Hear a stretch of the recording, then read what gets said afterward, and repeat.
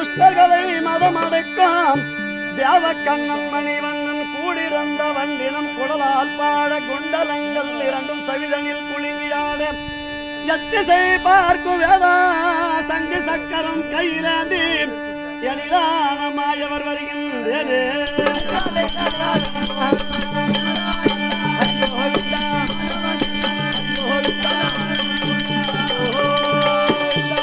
ஸ்ரீதர மாதவ யாதவ போற்றிடும் மாய கண்ணனாலே கோபால கிருஷ்ணாலே ஸ்ரீதர மாதவ மாய கண்ணனாலே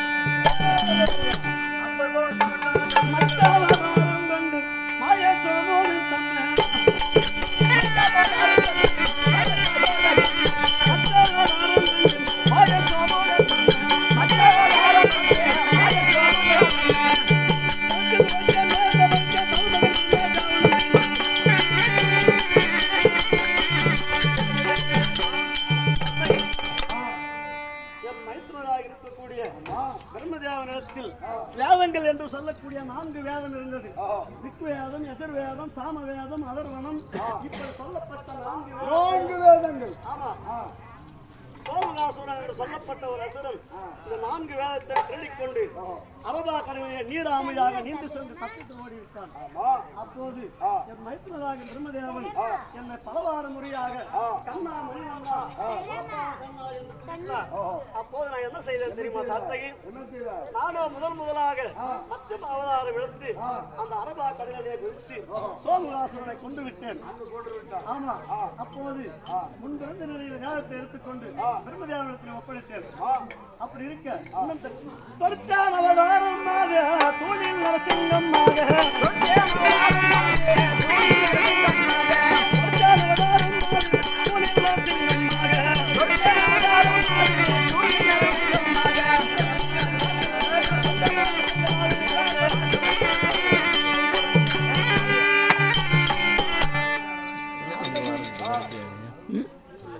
எங்க புரியல.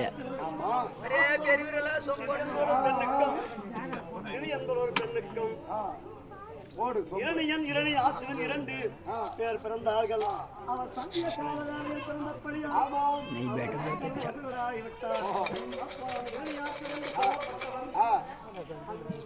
விபாவர் என்னும் யாவரும் போவரெல்லாம் சண்டைக்கு வா என்று சண்டை செய்து வீண் தகராறு செய்து விட்டான். அப்போது விபாவர் என்று சொல்லப்பட்டவன் பார்த்தோன் அவன் இடத்தில் சண்டை செய்தான்.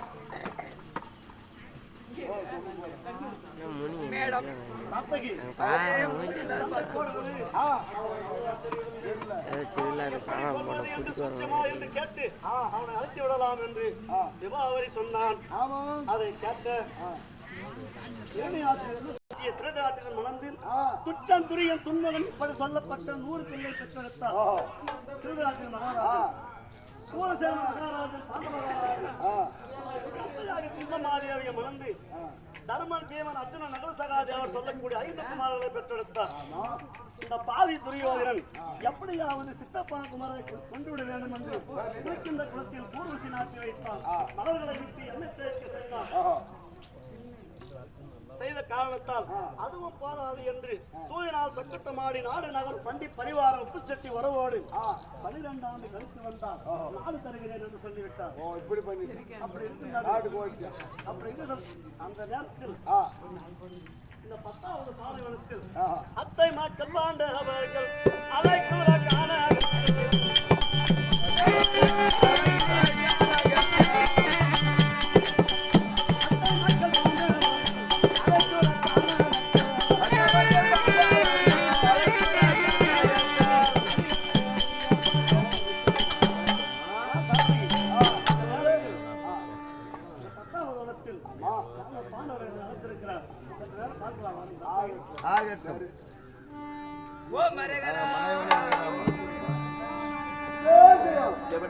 ஓய்.